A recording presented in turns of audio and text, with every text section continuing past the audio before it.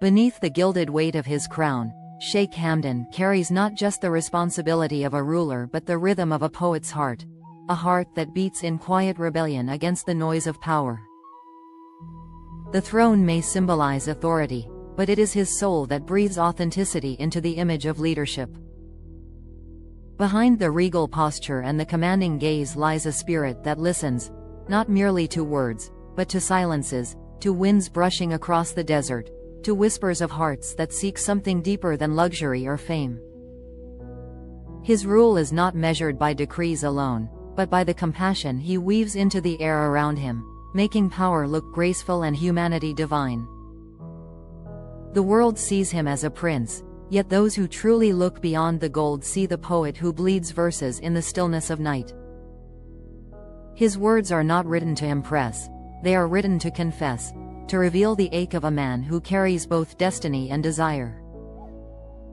Beneath the robes of royalty, there is a human being who wrestles with the same storms that dwell in every tender soul: love that cannot be named, pain that cannot be shared, and hope that refuses to die.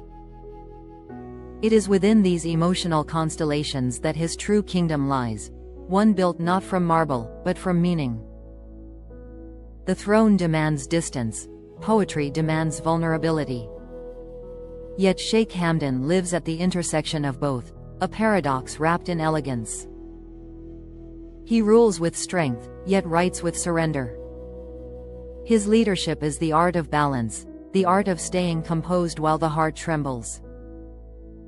He knows that power without emotion is tyranny, and emotion without control is chaos.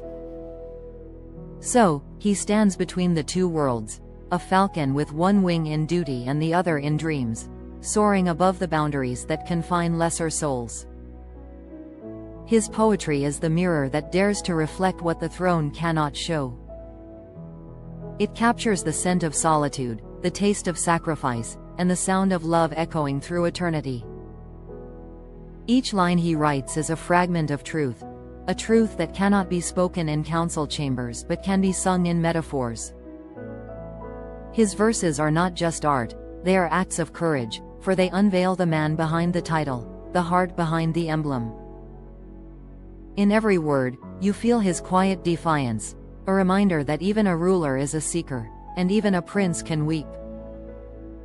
There are nights when the moon becomes his confidant, when he writes not for the world but for himself. The ink turns into a bridge between his inner ache and outer calm. In those moments, Sheikh Hamdan ceases to be the symbol of a nation and becomes simply a soul in search of peace. The moon listens, the stars lean closer, and the vast desert holds his words like secrets too sacred for the day. It is in this private communion that his truth unfolds, pure, unguarded, eternal. Every empire is built on obedience, but his empire is built on inspiration. People follow him not because he commands them, but because he touches something timeless within them. His poetry speaks to the forgotten hearts of his people, reminding them that greatness is not about dominance but about depth. He proves that vulnerability is not weakness, it is the rarest form of strength.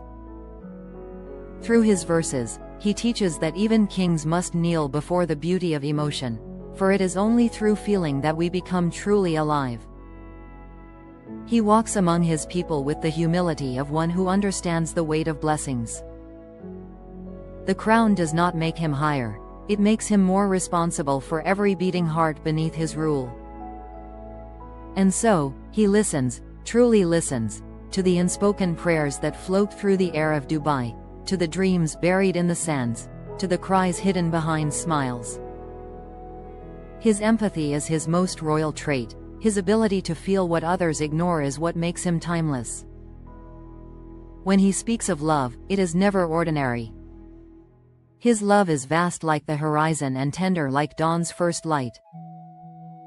It is not love bound by name. There are moments when the wind across the desert seems to carry his thoughts, soft, haunting, eternal. It whispers of memories too sacred for speech, of sacrifices made in silence. His poetry carries echoes of these winds, invisible, yet unforgettable. Each poem is a quiet rebellion against the numbness of power, a reminder that even thrones are fragile when weighed against truth. His words have become bridges, between tradition and modernity, between authority and artistry, between silence and song. In a world that often demands masks, he chooses transparency through metaphor. He shows that strength and sensitivity can coexist, that leadership and love can walk hand in hand. Through his art, he dismantles the myth that a ruler must be heartless to be strong. Instead, he proves that feeling deeply is the purest form of leadership. The heart beneath the throne beats for humanity. It beats for justice, for compassion, for art, for the divine connection that binds all souls.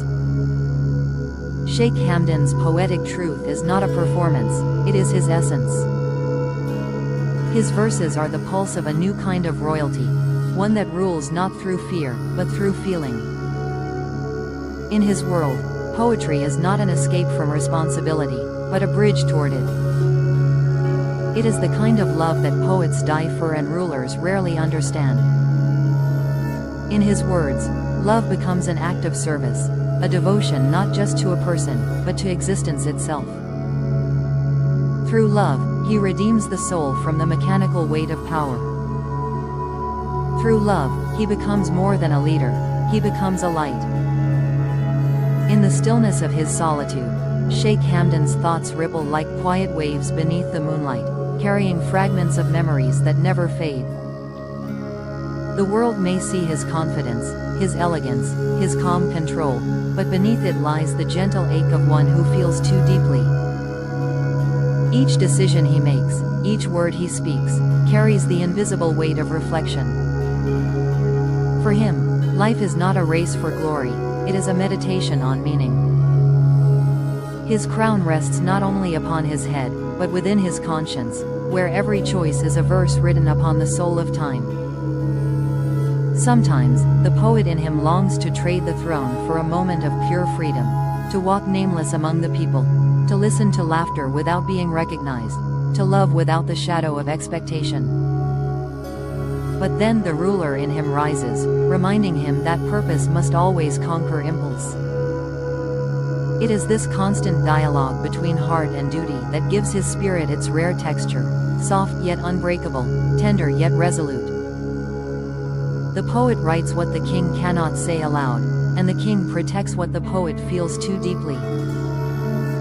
Together, they form a man both mysterious and magnetic. He has learned that true power is not in the ability to command armies, but in the strength to command